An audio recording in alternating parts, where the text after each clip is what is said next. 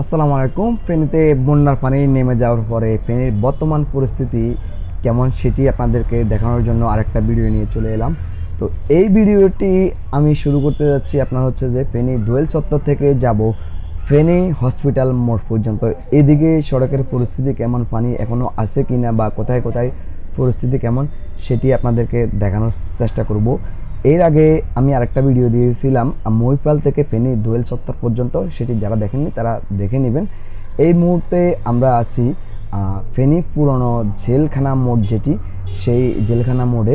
তো এখান থেকে আমরা যাব একদম আপনার ফেনী হসপিটাল মোড় পর্যন্ত। ওইদিকে পরিস্থিতি কেমন, এদিকের পরিস্থিতি কেমন সেটা আপনাদেরকে দেখানোর জন্য। গত কয়েকদিন যাবৎ ফেনীতে বন্যায় এদিকের পরিস্থিতি ছিল খুবই ভয়াবহ, প্রায় এদিকে বুক পর্যন্ত পানি ছিল। তো পানি নেমে গেছে গত 2 দিন যাবৎ পানি ফেনীর শহরে নাই আপাতত, তবে ক্ষয়ক্ষতির চিত্রটা কেমন সেটাই দেখানোর চেষ্টা করতেছি আপনাদেরকে, বা কী পরিস্থিতি এখন সেটাই দেখানোর চেষ্টা করতেছি আপনাদেরকে। এটি হচ্ছে আমার হাতের ডান পাশে আপনারা দেখতে পাচ্ছেন ফেনী সরকারি কলেজ। তো আমরা সরকারি কলেজ মাঠে এখনও কিছু পানি জমাট আছে, তবে সামান্য পরিমাণ, এর থেকে বেশি কিছু না। শহীদ মার্কেট সংলগ্ন বা গার্ডেন সিটি সামনে দিয়ে আমরা সামনের দিকে যাচ্ছি, আপনারা দেখতে পাচ্ছেন প্রচুর পানি ছিল এদিকে। তো আলহামদুলিল্লাহ পানি এখন পর্যন্ত যথেষ্ট নেমেছে, এই হলো ব্যাপার। আর এদিকের পরিস্থিতি আপনারা দেখতে পাচ্ছেন, পানি কিন্তু নেমে গেছে, শহর থেকে পানি অলরেডি নেমে গেছে। তবে নিচু শহর থেকে মতলব সড়ক থেকে পানিগুলো নেমে গেছে, নিচু স্থানে হয়তো এখনও পানি জমে আছে। আমরা সেটি দেখানোর চেষ্টা করব আপনাদেরকে, ঘুরে ঘুরে সম্পূর্ণ ফেনী শহরটা আপনাদেরকে দেখাবো। তবে এই যে সড়কে আপনারা বড় বড় গর্তগুলো দেখতে পাচ্ছেন, এটি হচ্ছে যে ফেনী রেলগেট এলাকা।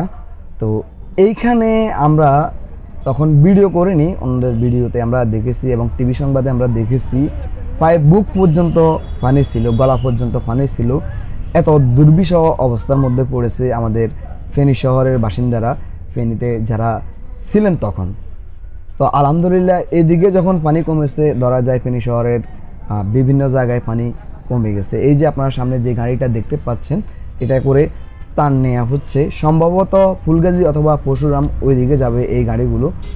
আপনারা দেখতে পাচ্ছেন প্রচুর পরিমাণ টানের গাড়ি। আমরা মহিপাল থেকে এ পর্যন্ত অনেক গাড়ি আমরা দেখতে পেয়েছি যে ফুলগাজী পরশুরামের দিকে অথবা ছাগলনাইয়ার ওইদিকে যাচ্ছে।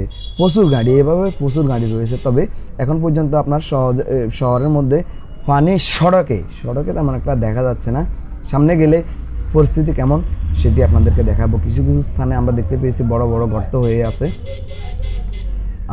এই যে এইখানে একাডেমি সংলগ্ন কিছু পানি দেখা যাচ্ছে সড়কের উপরে, সামান্য পরিমাণ।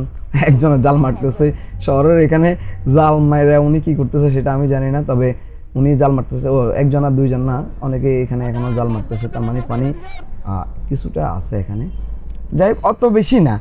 সড়কগুলো থেকে পানি নামতে শুরু করেছে একাডেমি সংলগ্ন এরিয়াতে। এখন আপনারা দেখতে পাচ্ছেন দুই পাশে, সড়কের দুই পাশে কিছুটা পানি রয়েছে। এই এলাকাটা কিছুটা নিচু, শহরের ওই অংশ থেকে এই এলাকাটা কিছুটা নিচু। তো যাই হোক, আমি আসলে আপনাদেরকে গুছিয়ে সুন্দরভাবে কথা বলার মতো এখন সেই আর মন মানসিকতা নাই। আমিও তাড়াহুড়া করতেছি, কারণ আমি আপনাদেরকে ভিডিও দেয়া থেকে আমার অন্যান্য কাজগুলো করা বেশি জরুরি। যেমন এখন ত্রাণ সামগ্রী নিয়ে আমরা কাজ করতেছি, উদ্ধারের কাজ আমাদের শেষ। এখন মানুষ যেহেতু পানি কমতেছে, ত্রাণ সামগ্রী নিয়ে আমরা কাজ করতেছি। ওই হিসাবে আমরা আমাদের মতো করে কাজ করতেছি। এই হিসাবে আপনাদেরকে যে গুছিয়ে কথা বলবো, আসলে অন্যান্য ভিডিওতে যেভাবে সুন্দরভাবে বলতে হয় বা বলি, সেভাবে এখন আর বলা সম্ভব হচ্ছে না। নিজের মন মানসিকতাও এমনটা নেই, মুখ দিয়ে যা আসতেছে তাই আপনাদেরকে বলতেছি, বোঝানোর চেষ্টা করতেছি পরিস্থিতি কোথায় কেমন। তো এইদিকে আবার একটু সড়কগুলা দেখা যাচ্ছে যে পরিষ্কার, পানি নাই, এমতো অবস্থা। তো আমি ফুলগাজী উপজেলার ওইদিকে ভিডিও করেছি, আপনাদেরকে দেখিয়েছি। যারা দেখেননি তারা আমাদের ইউটিউব চ্যানেল এবং ফেসবুক পেজ থেকে দেখে আসবেন। ড্রোন ভিউর মাধ্যমে ওই দিকের ভিডিওটা করেছি। বর্তমানে ওই দিকের পরিস্থিতি কেমন, ভিডিওটা গতকালকে আমি করেছিলাম। গতকালকে মতলব হচ্ছে যে আপনার 25/8/2024 আমি ভিডিও করেছিলাম।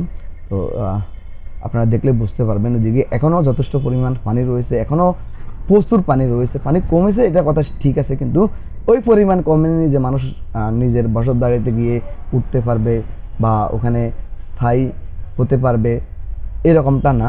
তো আপনারা আরেকটা জিনিস খেয়াল রাখবেন, যারা আমার ভিডিওটা দেখছেন আপনাদের পরিবার পরিজনদেরকে বা আপনারা নিজেরা একটু সচেতন থাকবেন যে বন্যার পরে কিছু রোগবালাই দেখা দেয়, যেমন জ্বর, সর্দি, কাশি, অ্যালার্জি, এই ধরনের ডায়রিয়া সহ এই ধরনের সমস্যাগুলো বেশি দেখা দেয়।